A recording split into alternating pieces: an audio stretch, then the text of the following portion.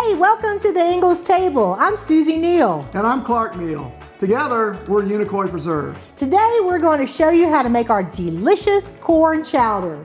This is the perfect recipe for fall weather. Corn chowder, we're making this a vegan style today, so there's not going to be any meat products or dairy products. So this is great for if you got anybody with food allergies or that are sensitive bellies or any of that good stuff, or dietary restrictions. So I've got a Dutch oven over medium heat. I'm going to put some olive oil in here. I always like to preheat my skillet about 5 minutes. That way when you put the oil in, hot pan, cold oil, food won't stick. That's right. So we've got a sweet onion diced up, a little bit of heat. We got a poblano pepper here. Boy, when that onion and pepper hit the oil, the smells just start going through the air. That's how you know your pan is good and hot, when you hear stuff sizzle. So I've also got about a pound of red potatoes that are cut into cubes. I love how Ingles has that variety of potatoes.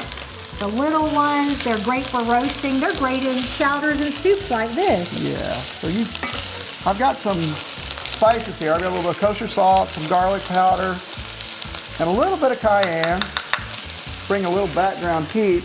I'm going to saute these over medium-high heat until the onions are translucent and the potatoes have a little bit of nice golden brown color on them to get a little pre-cook on them.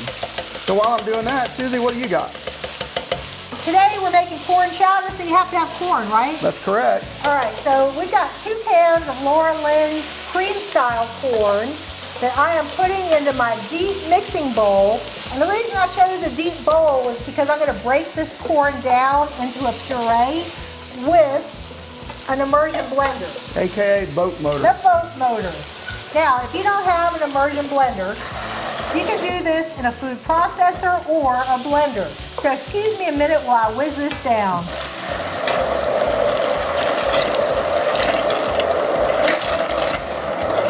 That was close, wasn't it? Yeah.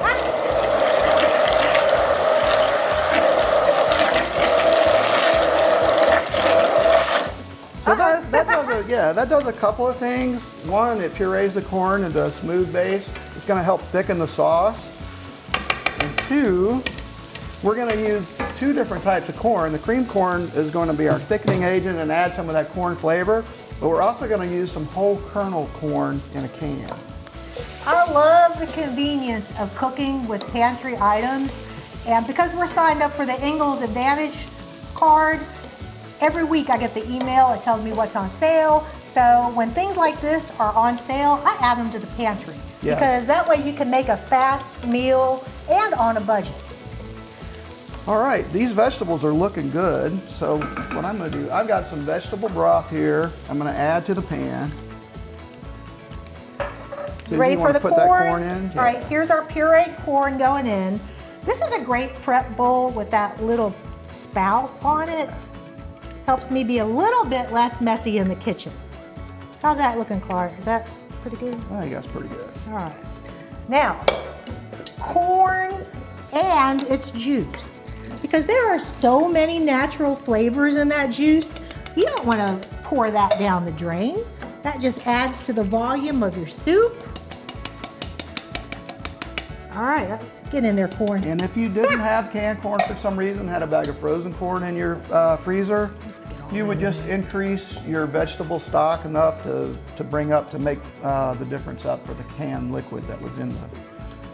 What you got there, Susan? Last but not least, this is our Harvest Farm organic coconut milk from a can.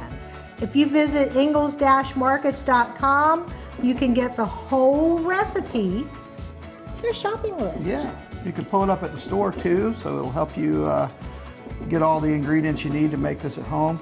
We're going to raise the heat on this once I get it all incorporated and stir. Bring it to just where it starts to boil.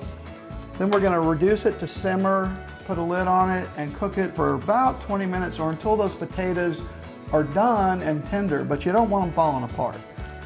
So we're going to get this up to temp, put a lid on it, and we'll be right back and show you what it looks like when it's done.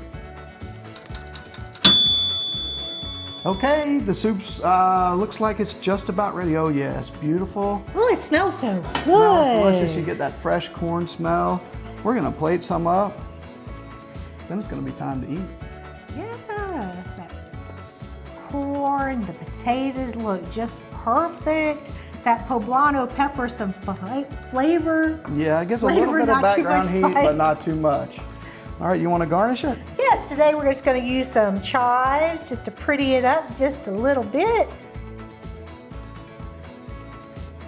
Gosh, that looks beautiful. And there you go. Thanks so much for joining us here at the Ingles table. Be sure and check out the website for more tips, tricks, and recipes. We'll see you next time.